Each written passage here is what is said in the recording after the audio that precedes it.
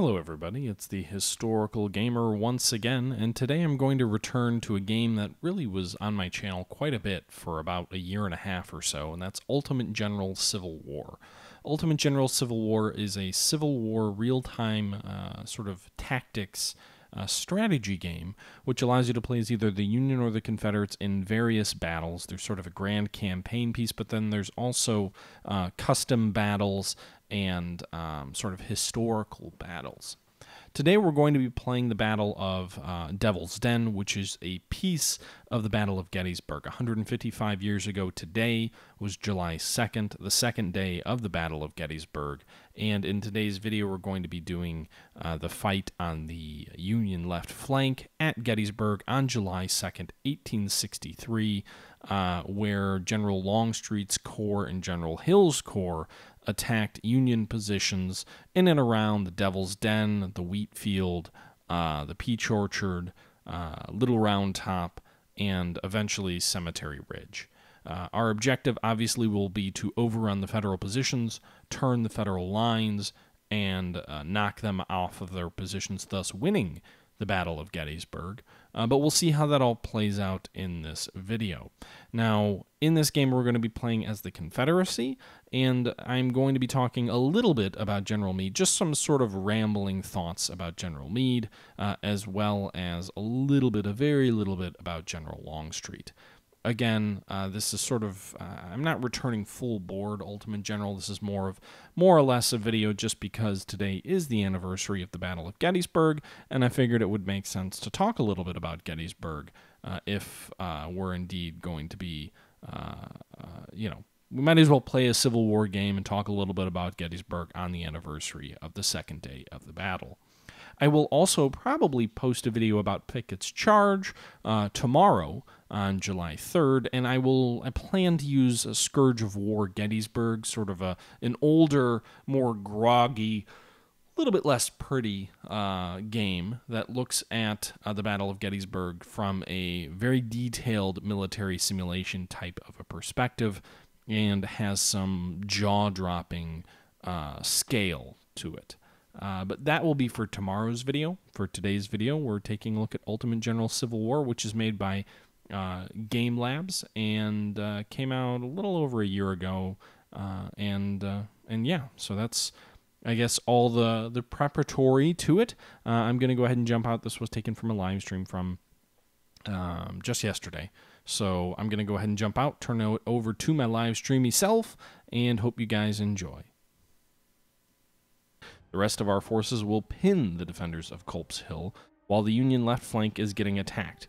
If our plan succeeds, we can win the battle today. So that's the sort of outline here. You can see here the enemy army consists of 55,000 men, 151 guns, 18 divisions, 6 corps, 58 brigades. That's a weird order for me to read that out in. Our forces, however, 2 corps, 5 divisions, 29 brigades, 29,000 men, 100 guns, almost half, just barely more than half. Just barely less than half. I can't speak today. I don't know why. We have slightly more than one half of what their total. They have nearly double our forces. That's a simple and concise way to speak in such a manner. I'm a fucking idiot. All right, moving forward. Hurt. After several hours of fighting with the roads, our corps has found a way to attack the Federal left.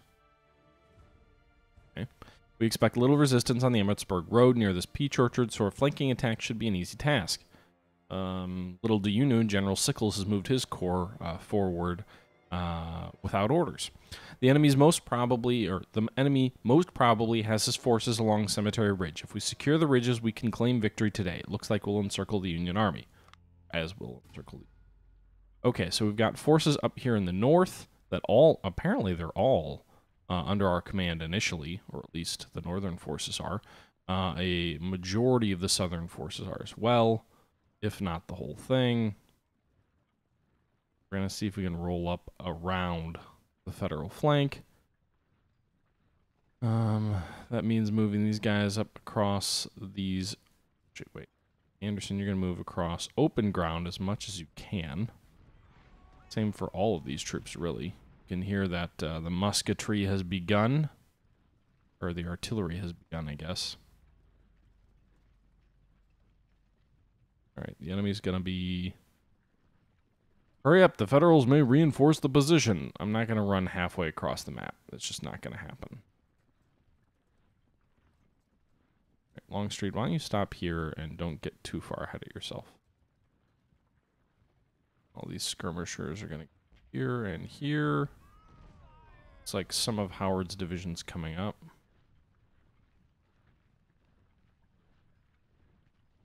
Additionally, I am going to move some of Hill's forces south in the interest of lending some weight here. I'm not going to go in echelon the way that the Confederates historically did, at least not quite as much in echelon as they did. Artillery's already engaging. Move these guys forward a little bit. Thumbs right. Lone are going to be up front. We're also going to move lane south. So we're going to move a full division of troops south to aid in the attack on the Peach Orchard.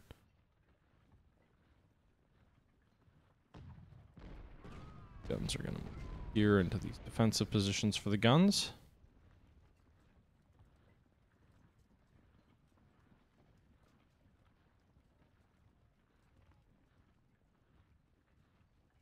And we'll see what we can see. Hey, the Ancient Gamer. So one thing I did want to talk about here on the anniversary of the Battle of Gettysburg is General George Gordon Meade, who was the commander of the Union forces at the Battle of Gettysburg. And yet, it's interesting, I was reading sort of an excerpt from a book about Meade, which is talking about how really he's, you know, of any major victory that an army has won in a battle that many people talk about, probably the least... The one battle where a commanding general has talked about the least happens to be the Battle of Gettysburg, and it happens to be George Gordon Meade. And a lot of that stems from sort of the post-war reality, or actually really the post-battle reality, where General Sickles, who was a political general, sort of tarnished Meade's record in an effort to protect his own legacy. Essentially, General Sickles advanced his troops here, which further forward to the Peach Orchard, the wheat field, because he, on his own initiative, thought that he was in a bad position. He thought that he was exposed.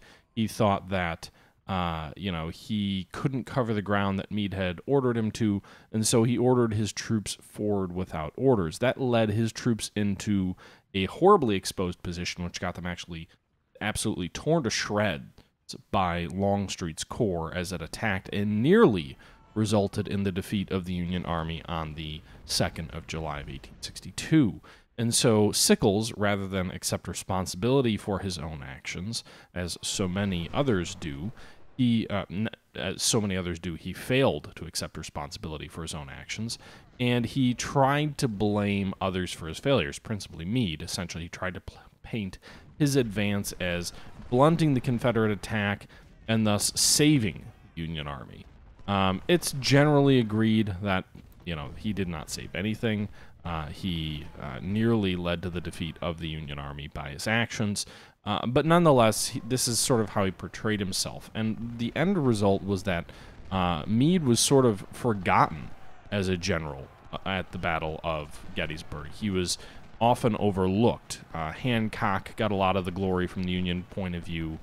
General Reynolds, certainly General Buford, and other characters ended up becoming sort of the heroes of Gettysburg, while the commanding general was sort of forgotten here. And it's interesting because Meade's a very different kind of a commanding general when you look at his actual... These supplies back here, yeah. When you look at his actual sort of way he commanded forces, he was a little bit more hands-off. He was very willing to give his subordinates substantial latitude in how they commanded their forces. He gave General Reynolds command of an entire wing of the Union Army, which actually resulted in the Battle of Gettysburg occurring. He gave General Hancock command of those same forces when General Reynolds was killed. And as the battle sort of unfolded, General Hancock became kind of the hero commanding the Union left wing, and I believe it was General Slocum who was in command of the Federal right wing in and around Culp's Hill. So Meade's sort of this standoffish figure, which, logically you would say, okay, that's why he's not remembered as a great commander of this battle, is because, well, he was very hands-off, which is interesting when you think about General Lee, who was also incredibly hands-off in many of his fights. Lee, this sort of paragon of military virtue, as we start to roll up this federal position here, was very hands-off. He allowed General Jackson, when he was alive, and General Longstreet pretty much throughout incredible leeway in how he commanded, and really sort of gave discretionary orders. Consider doing this. This is kind of what I'm thinking. Those kind of very vague orders, which frankly got him in trouble at Gettysburg, where he ordered General Ewell to take Culp's Hill if practicable. Ewell thought it wasn't practicable.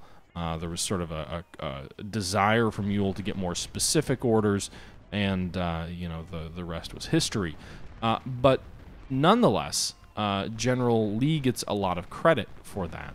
And it's interesting because I think if you look at a lot of the Napoleonic battles, you'll also find a similar level of discretion that General Napoleon Bonaparte, or Emperor Napoleon Bonaparte, gives his corps commanders. And that's kind of the idea of a corps, right? A corps should be an army into itself. The army commanders issue sort of general peremptory orders that kind of give an understanding of what we're trying to do, maybe a limited sense of how to do it, and then the details are up to the corps commander. And yet, while Meade followed that very recipe, he doesn't get credit for the victory. In fact, there was sort of a funny little quote from Meade after the battle, where he was writing a letter to his wife saying, that soon he was going to find out that he wasn't even at Gettysburg. I think another thing that hurts, as we kind of come up here on Little Round Top, I think another thing that hurts General Meade is sort of this view and this thing that that Sickles tried to promote, was this idea that Meade was preparing to retreat on July 2nd, and he only didn't because his commanding corps officers wouldn't let him. The interesting thing, and I watched a lecture, which I'll link in the description of the video here. I watched, not a lecture, but a discussion at Gettysburg from several key historians that talk about sort of Meade's command style, which was very different for this era. He would issue he would create hypothetical battle plans. If this happens, then we will do this. If this happens, then we'll do this. Very much in a modern sort of a sense, in a modern general sort of a way. We have battle plans for everything in today's military. If we go to war with Canada, we have a battle plan. If we go to war with Britain, we have a battle plan. We have air, land, sea battle for certain circumstances in the Pacific and things like that. And that's sort of the modern way to be a commanding officer nowadays, is you create all these sort of variants of your sort of strategic intent. And Meade did that at a time when that was not something that generals did. He had a hypothetical order to plan for a battle on the Pipes Creek sort of defensive line, which didn't end up amounting to anything. He had a hypothetical order for withdrawing from Gettysburg. But again, there's no real evidence that he intended to withdraw from Gettysburg. It was if the situation prompts it, then we will be ready to execute these orders. And so I think that's something that, most generals at the time did not do. But it sort of tarnishes Meade's record because people are like, wait a minute, he put these things in writing. Well, whoops, you put a plan to retreat in writing. Generals of the Civil War in the Union side anyway certainly were good at retreating. You must have been thinking about retreating, and no one else does this as sort of a hypothetical, so why would we believe it's a hypothetical? I guess it's sort of that sort of long-winded way of saying, don't put things in writing that you're thinking about, I guess, if it's not a common practice. But that probably hurts his reputation as well. Anyway, you can see we have taken Little Round Top. It hasn't officially swung over into our hand. There we go. We have officially taken Little Round Top, and we're trying to outflank the Federals here on the right. Meanwhile, we've driven the Federals out of the wheat field. We've driven them out of the peach orchard, and we're now engaging Federal troops near Cemetery Hill. Cemetery Hill, is that what it is? We've got 3 brigades sort of still in reserve up here to the north. We've got artillery dueling with the enemy. I'm going to bring these guns up a little bit closer. Let's go ahead and bring some supplies forward as well. But there's a lot of fighting going on here in this open terrain. Looks like Posey's brigade is actually on really high ground, so he should be in decent shape, although, again, he is in the open. So we'll bring some skirmishers up, bring Perrin forward, we'll bring Roberts forward. We're trying to outflank the enemy, and I'm not doing a good enough job of pushing my troops forward. Perhaps too much talking about about Meade, and not enough battle planning, if you will. Go ahead and put this artillery over here. Bring these guns forward. We're having trouble keeping our artillery up with the advance.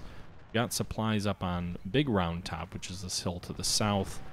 And we've got sort of Vincent's brigade in the open. Fortunately, they've advanced out of this wood line here. Chamberlain's regiment just was routed off the field. And Vincent's being driven back, so now we can kind of fire into the flank here. Burling's brigade, I think, is going to rout. There you go. They're routing for sure. Scales may be in a little bit of trouble, so I'm bringing some artillery up here to sort of stabilize his flank. We've got a lot of open field fighting, which is not a good thing when you consider the Federals are going to outnumber us in this fight. But now we've driven Burling back, so we're going to go ahead and advance these guys. We're going to keep Barksdale's troops on Little Round Top, just in case any troops coming up on our flank. And we're going to go ahead and advance these guys. So we've broken their right again, and now we're advancing into a wood line. Additionally, Posey may be kind of exposed, but we can advance sort of Wilcox, Thomas, and Lane into the, into his right to hit enemy Federal troops trying to hit Scales or Posey in the flank. They're going to expose their own flank. At least that's the idea. Vincent has sort of reformed in this wood line.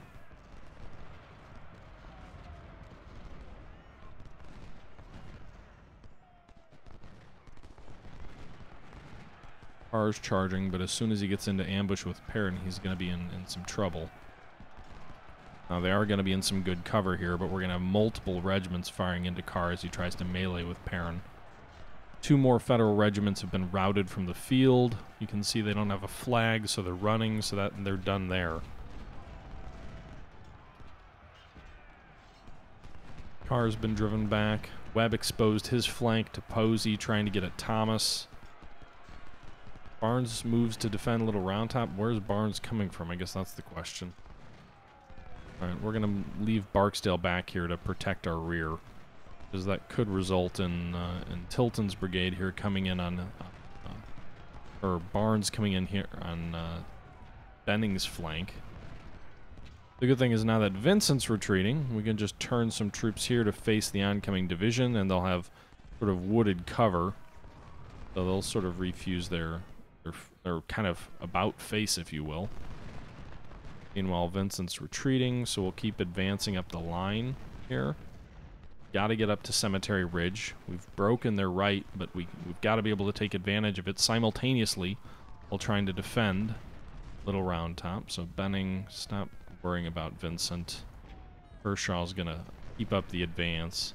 Wolford, Sims, Law. And I think it's kind of interesting, as we were talking about Meade earlier, is it seems like there's sort of 2 great underappreciated officers at Gettysburg. The first is sort of the more well-known underappreciated officer in General Longstreet, commander of the Confederate, sort of Lee's old warhorse, commander of the Confederate attack on the Union left, the Confederate right.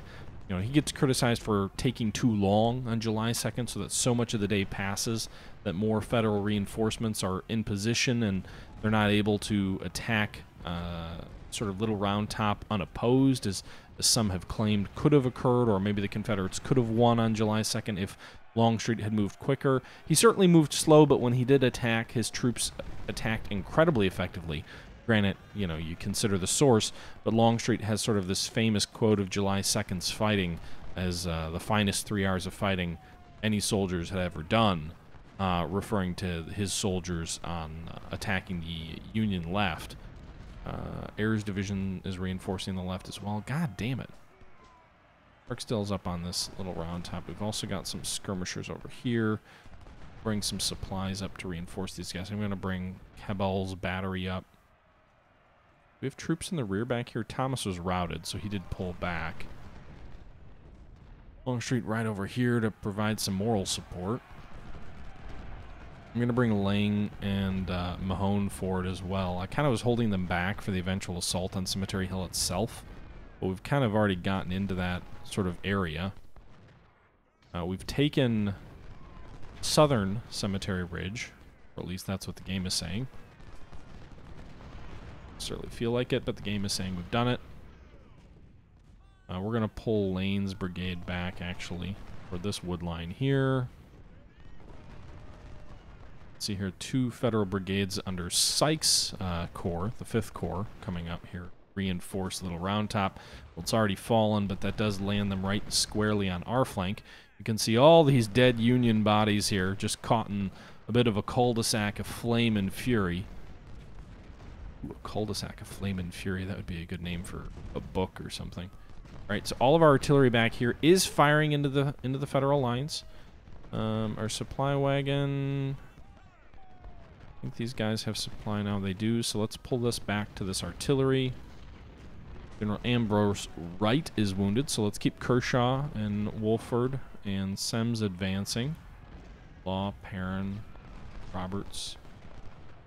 Again, we're in the rear of the Federals on Cemetery Hill, so we need to press the advantage here. We've got 3 hours and 48 minutes left.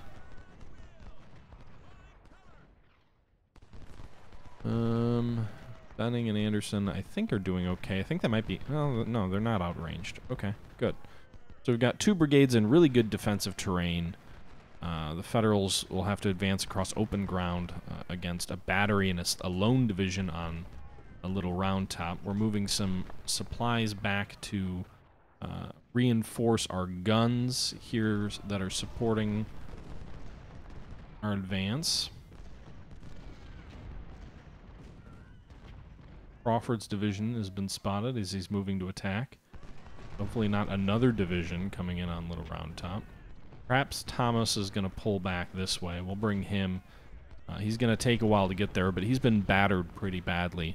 Nonetheless, he'll provide some value on defensive ground. Another brigade here routed away for good from this battle. We're coming in on the rear of the Federal position.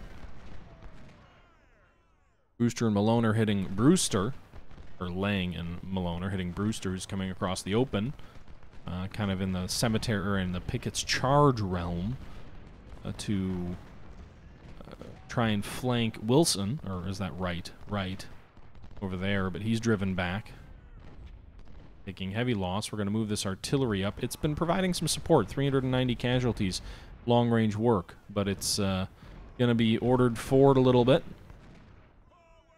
So we've driven in this part of the line. Hancock trying to rally the troops. Slocum's and Williams divisions, Williams division of Slocum's Corps is arriving. They're all arriving in our rear. That's the, actually, get back here. That's the challenge here, is literally coming in behind us. Skirmishers over here. We've got to keep rolling up the enemy. Meanwhile, we've got to keep peeling some troops off. Sort of guard the objectives we've already taken. For sure, you're going to face Tilton. Those Sims. Alright. These guns all have supply now. They're not doing much back here.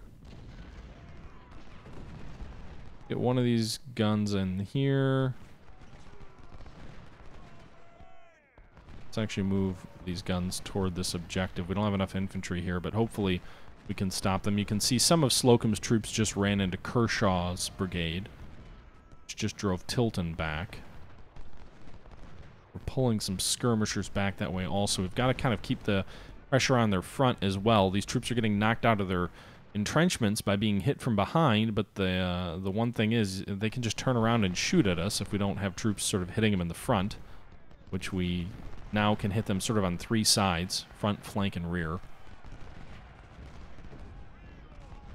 Oh, shit.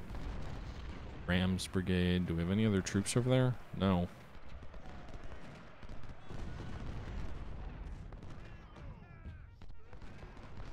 Don't hit these guys. There you go.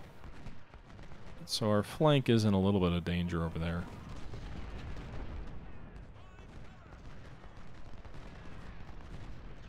But at the moment, Things look good. We're driving them north, so we'll keep advancing that way. As they route, we'll hit them while they run.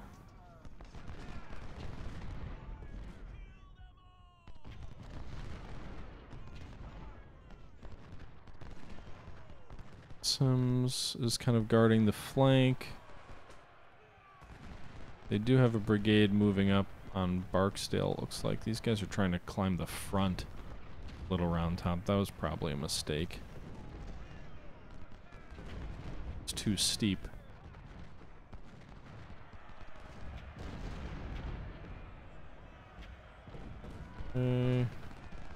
Webb's got to be almost dead, right? Meanwhile, Lane is sort of switching over to canister fire here.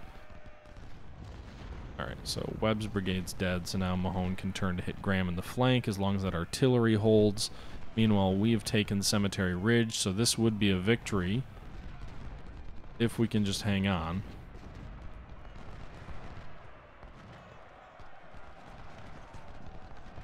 Kershaw's morale is suffering, so getting charged from Zook in the front, which he now drove off. Day's in his rear.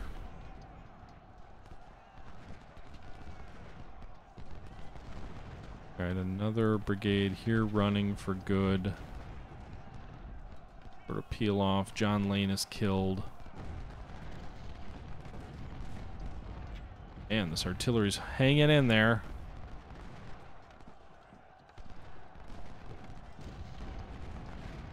So we've kind of got these guys caught in a corner, but we're kind of losing steam with peeling all these reinforcements off.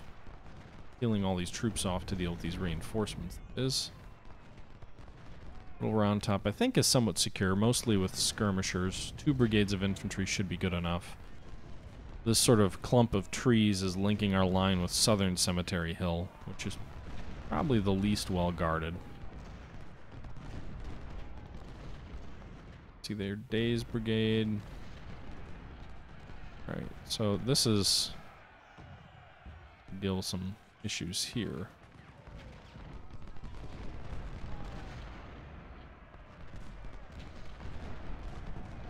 Alright. The nice thing is, and this is probably a little bit gamey, but the nice thing is as soon as you're engaged with melee, your troops behind you can fire through you. So that really just saved Lang's brigade, because we got, you know, 3,000 troops firing into Willard's men who outnumbered Lang by 2 to 1. And yet these massive volleys here by the supporting forces, you know, really aided holding the line. Where are Sedgwick's troops showing up? Oh, okay. So Sedgwick showed up, but it was too late to turn the tide. Victory for us, despite being outnumbered by some 20,000 men. We only lost about 4,000 men. The enemy lost over 16,000. We lost 3 guns. They lost 28. So Sedgwick arrived, but he arrived too late. If we take a look at the kills, Posey's brigade had the most for the Confederates. 393 losses, but he inflicted 2,200 on the enemy. Our artillery wasn't all that effective. I'm just not very good with using artillery. The most effective was Lane's battery. 500 kills. They did lose 100 men, which is quite a lot.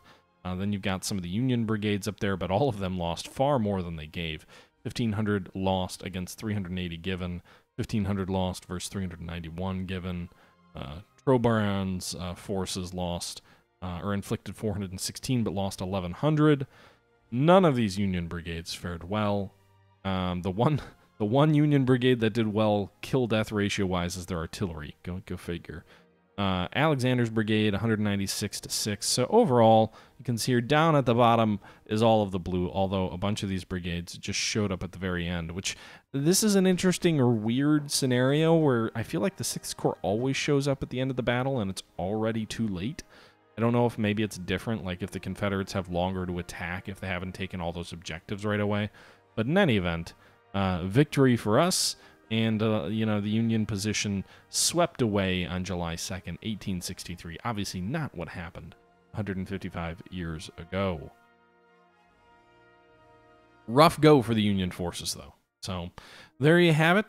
Sort of an impromptu rambling, meandering about General Meade, a little bit about Longstreet, and fighting out the Battle of Devil's Den in Ultimate General Civil War. With that being said, do we want to do Pickett's Charge? Is Pickett's Charge a thing here? I think it is, right? Oh, apparently it's not. Oh, here it is. I don't really know if I want to do Pickett's Charge. There's no reason to do Pickett's Charge. I mean, we've won the battle. You know, I think I might do Pickett's Charge tomorrow and do Scourge of War's version of it, which is much more awe-inspiring in terms of the scale. But this was just intended to be a short little stream, only about a half an hour. I just got back from vacation, so a little bit beat, but I'll try and do another stream tomorrow night with Scourge of War's Pickett's Charge scenario.